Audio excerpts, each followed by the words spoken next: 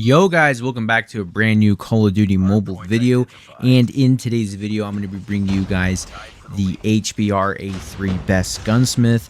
For this particular assault rifle in Call of Duty Mobile, I thought, I might as well give it a try. It's been around 5 to 6 seasons since I last used this weapon, and I figured, you know what, let's go ahead and give this weapon a try currently in, Call of Duty Mobile Ranked, and let's see how it performs, let's see how it does it still hit pretty well. And honestly, by surprise, I was pretty, like I said, I was pretty surprised. By surprise, I was pretty surprised that the HBRa3 was honestly performing quite well, and it honestly hits different. It feels good to use. It's definitely something new. After that, speaking of which, it's definitely a great weapon, and I think it definitely, has really taken me by surprise. So talking about the Gunsmith build very, very quickly that just appeared moments ago on your screen, we're going to be rocking with the mono suppressor, the OWC Ranger barrel, the classic red dot sight, the OWC laser tactical, the 44 round extended mag. So that's going to be the build that we're going to be running with. I definitely like it a lot. One thing that I will say is that the iron sights are 50-50, I think. I think most of us can agree that the iron sights are not that good. They obstruct, your, field of view pretty significantly, to the point where it's like, I can't really take those long-range gunfights. And obviously, if you're an AR player, you're going to want to take some of those long-range gunfights. Like, don't get me wrong, if you're a master at using the iron sights, congratulations.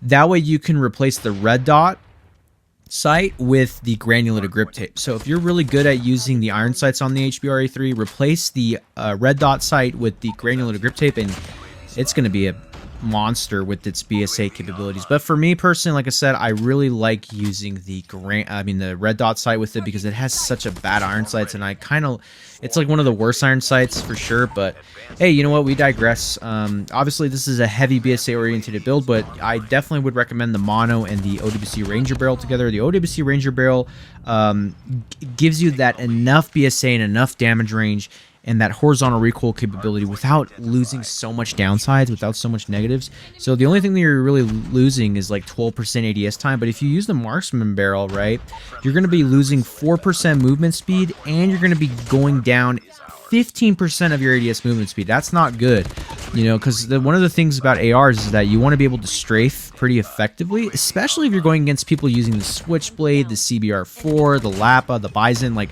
SMG players are strafing constantly all over the place, including LMG players. So you're going to want to build it to where you're going to have a lot of ADS movement speed. You can actually, compete against people who are strafing really quickly. Plus, like I said, now people more than ever have been using Skulker perk. So that's just an extra 12% bonus on top of whatever it is that they're using. So this gun really works well with that, and I am using Skulker in this video with this assault rifle, and it works well. I really like it. I think it definitely hits great. It's almost a 3 to 4 shot, AR. So I mean, depending if you really hit the upper chest, you're gonna kill people pretty rapidly. And honestly, it's one of the great things about this weapon. And honestly, this was a star staple weapon in Call of Duty Mobile when it was first released in a lucky draw, which was the only way you can get it. And then obviously it became available, I think 5 seasons after it became available, 2 years ago. So it's been pretty significant. It's played a huge significant role. It's definitely a very fun gun to use, and it's considered a non-meta weapon. And like I said, a lot of people have been saying, hey, Evader, please keep using the non-meta weapons. We support you. It's definitely something that we want to see, obviously gaining more respect for using non-meta weapons. So hey, I'm all doing this for you guys. I'm just trying to see what I can use to compete against these people who are literally, well, in this case, knifing all over the place, or using, like I said, the Krig, the Kilo. So I'm trying my best to really see what guns I can bring into play, and see what guns. And I think that the HBR, honestly, if you give it a few go, a few goes, right, you play a few games with it, right? My English, unfortunately, is pretty bad.